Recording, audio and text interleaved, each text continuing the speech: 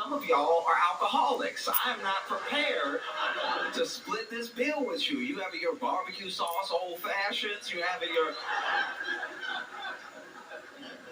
Not down for this.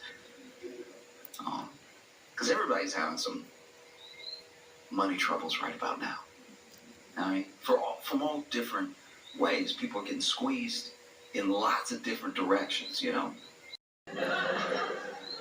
The Dow has only dropped by 1,000 points 11 times in history, and 4 of them were in like the last 2 months. Like